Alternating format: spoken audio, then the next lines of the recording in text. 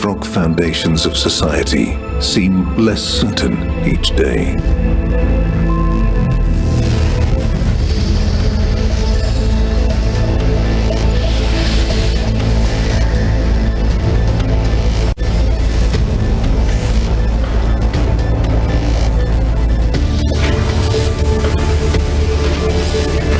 The future of global trade at risk.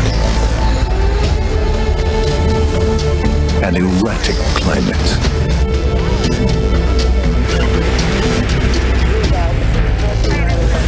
Widening economic inequality.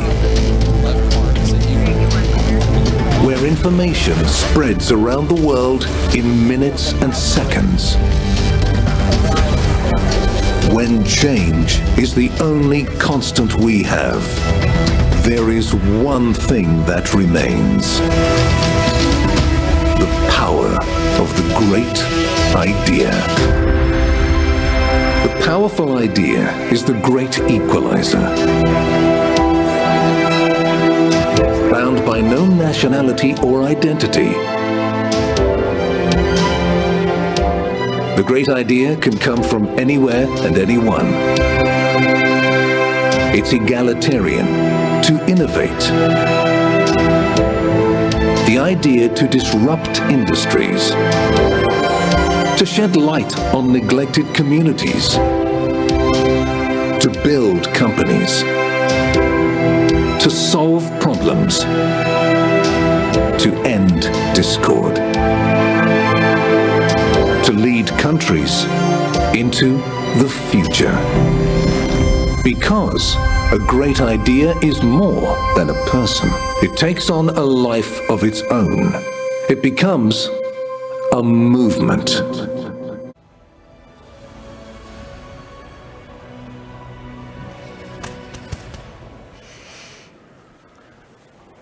Well, rather than sitting here and greeting the next speaker, Frédéric Chesnais has walked on, the Chief Executive and Chairman of Atari, because we want to talk about the crypto connections. 2 more segments to go, and then I'll be joined by Jacques Attali to talk about a positive future.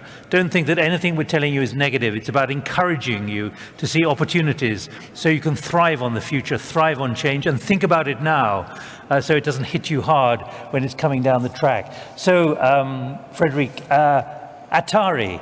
Now, I've got to tell you, I remember Atari from many years ago as a game console producer. What does Atari do now? So, good afternoon. Well, we do very simple things. Of course, we are still doing games.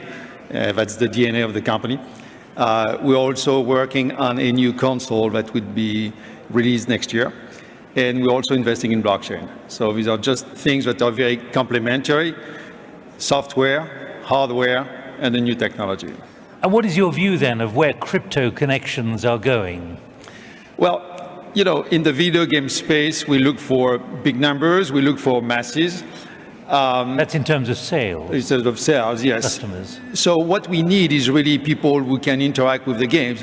And today we see more and more people connected because the games are played online. And more and more, these players do not necessarily have a bank account. So this is why they need cryptocurrencies to be able to play, to be able to interact with us. You know, most of the new players we'll see in emerging countries, they do not have a bank account, they do not have a Visa, a MasterCard, because they don't meet the basic requirements. So this is why being able to offer cryptocurrencies is very important to us. Is that essentially a commercial decision you're taking? Well, it's a commercial decision, but it's also a gameplay decision. Because when you have a cryptocurrency, you can just transact immediately. So you can, if you want to buy a boost in a game, if you want to buy a power-up, you can do it right away. And this is why, you know, we use this currency. The industry, the video game industry, we created the virtual currencies because we needed them in our games. And now they become, you know, kind of legal currencies. How quickly is this now moving? Well, I think it's all about connectivity. If you look at, again, at the numbers, you have close to 4 billion people connected today. You're going to have 6 billion connected in the next few years, given the satellite systems that are being launched. So for us, it's, you know, it's already there. And it's even more than gaming. We believe that you'll be able, as a person who has an internet connection, to make money in games. Not necessarily casino, but today you can play a game, you can resell your avatar. For us in the US, here or in Europe, making $100 doesn't make a difference, I would say. But in certain countries, if you can play a game and make $100 a week, it's a lot of money. So now, I suspect there are some out there who are saying, this is a language I don't really understand, but I need to, particularly on crypto and blockchain. Sure. Just try to unbundle a little bit what that really means, as opposed to just saying crypto and blockchain. So basically, a cryptocurrency is a currency you can trade on the internet. It's like sending an email from one computer to another computer. It is as simple as that. It's not the fact of sending the email which is important. The most important is that it is accepted by the receiver, who consider that it is a kind of valid payment, something he accepts as a value, and therefore is going to engage with you. This is as easy as sending an email from one computer to another computer. Now, you talk about 4 billion customers. Yeah. There is cyber insecurity at the moment. You're working in crypto and blockchain. But how much are you discovering already about the vulnerability? Or are you creating new security which gets over those vulnerabilities? It's definitely, the top priority. For one simple reason, because everything about currency is about trust and confidence. If you trade, or if you use a currency and if you don't know if the banknote is real or fake, you're going to lose any confidence in the currency. So the top priority for us is really cybersecurity, making sure that when you accept a virtual or a cryptocurrency, it's something that has a value, it's something that is not fake, and that you can not only receive it safely and use it safely. That's the because we're talking here about work and life of the future, Frédéric. We're talking about work and life of the future, and that means having comfort and confidence in what you're doing, whatever you're doing. We happen to be talking about the gaming industry and what you're involved in Atari. Do you believe that you will always be able to keep ahead of the threat to insecurity, which certainly more and more people are beginning to feel, whichever part of the banking cycle that they're in? I believe it's a race, meaning we are racing, other people are racing. Whoever is racing, the fastest is going to win. As I always say, records are made to be broken. So even if we are very, very safe, there will always be someone to challenge us. But I think with blockchain, that's the beauty of it. For those who are less familiar, everything is public. I mean, you know where the currency is coming from, you know who created it, who got it before you, and who you are giving it to, at least in terms of account traceability. So this is why it's very, very important to us. It's all about trust, confidence, and easiness to use. This is just what matters. And this is really what we are working on every day. What about the data that you now have on everyone who plays your games?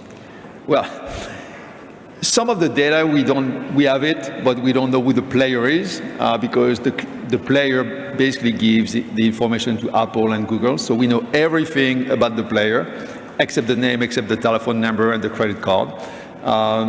For us, what we do is we try to create profiles.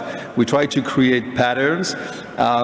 We know pretty much if you take any game, if I recruit someone today on Facebook, I can basically tell you from a stat perspective how much that person is going to spend over the next 30 days.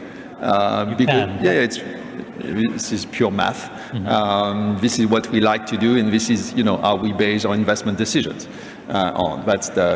This is just our reality. So, but we do not necessarily have the name and the personal information, but we know the profile. We know exactly the profile, yes. I'm still struck by what Mark Zuckerberg said when he was under enormous pressure over Cambridge Analytica and the data packages, when he told the Senate we were over-optimistic, we were too positive as a company, we didn't see enough of what was coming down the track. What do you see coming down the track which could be negative or condition a certain amount of what you're saying to us about the potential?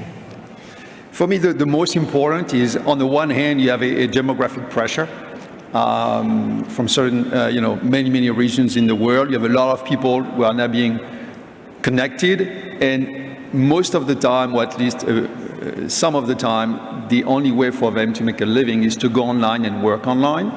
And for that, they don't meet, again, back to the KYC, they just have a phone. But they can work with a phone, they can make money, right? So on the one hand, what I see is a huge demographic push, and I spend a lot of time in Africa, south of Sahara, in many, many countries, because this is where, things are happening as well. So I see a demographic push on the one hand. I see a lot of demand, people willing to work, willing to make a living with just a phone, not necessarily an address, no bank account. And that pressure on the one hand, we have to meet it because, yes, these people are willing to work, not necessarily play, but work only. And then at the same time, because there's money involved, you have more pressure on back to your question, on security. So demographic pressure, money and security, this is really what we have to balance. And so we take it step by step.